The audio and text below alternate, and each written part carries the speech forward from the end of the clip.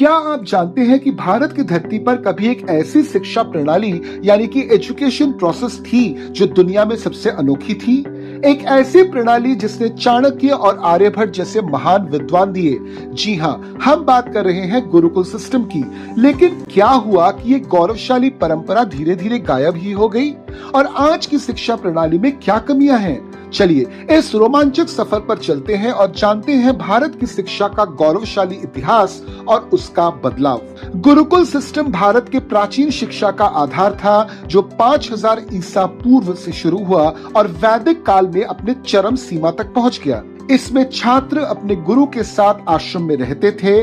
शिक्षा में वेद, philosophy, mathematics, geography, science और यहाँ तक कि युद्ध कला और एग्रीकल्चर को भी शामिल किया गया था। गुरुकुल में दिन शुरू होता था ब्रह्म मुहूर्त में और सारा दिन योग, ध्यान और घरेलू कार्यों से भरा होता था।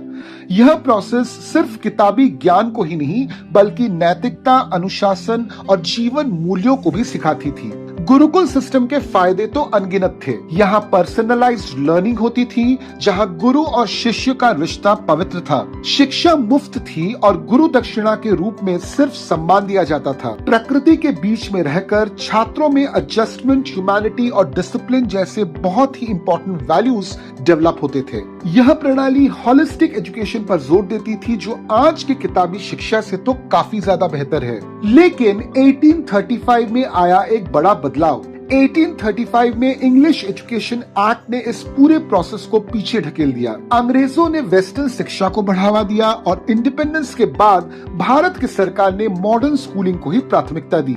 गुरुकुल सिस्टम धीरे धीरे गायब हो गया। आज के स्कूलों में पढ़ाई काफी ज्यादा थियोरेटिकल होती है, प्रैक्टिकल नॉलेज काफी कम दिया जाता है। बहुत बारी देखा गया है कि स्टूडेंट्स में भेदभाव किया जाता है और ड्रॉप आउट रेट्स तो काफी ज्यादा हाई हैं। यूनेस्को के 2016 के रिपोर्ट के अनुसार भारत में प्राइमरी शिक्षा 2050 तक ही पूरी तरह से लागू हो पाएगी। आज भारत की शिक्षा प्रणाली में राइट टू एजुकेशन एक्ट 2009 ने 6 से 14 साल के बच्चों के लिए मुफ्त शिक्षा सुनिश्चित किया है। नेशनल एजुकेशन पॉलिसी 2020 ने स्किल डेवलपमेंट और टेक्नोलॉजी पर जोर दिया है। लेकिन फिर भी सच्चाई यह है कि आज भी गांवों में स्कूलों की कमी है, इंफ्रास्ट्रक्चर बहुत ज्यादा पुअर है और साथ में unemployment even after getting education काफी ज्यादा बढ़ चुकी है।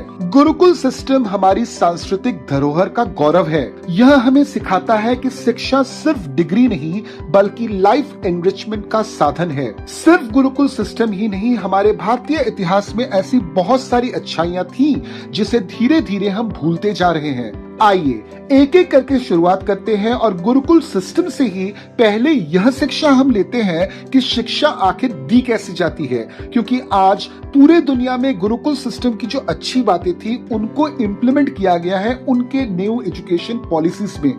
तो इसलिए हम भारतीयों को ध्यान रखना पड़ेगा कि अपने ही गुरुकुल सिस्टम की अच्छाइयों को निकालकर पहले हमको इम्प्लीमेंट करना है, अदरवाइज हम पूरे दुनिया से पीछे रह जाएंगे। तो फिर आप ही हमको कमेंट में बताइए कि गुरुकुल सिस्टम की कौन कौन सी ऐसी अच्छी चीजें हैं जिसको आप चाहते हैं कि हमारे एजुकेशन पॉलिसी में भी इंक्लूड किया जाए।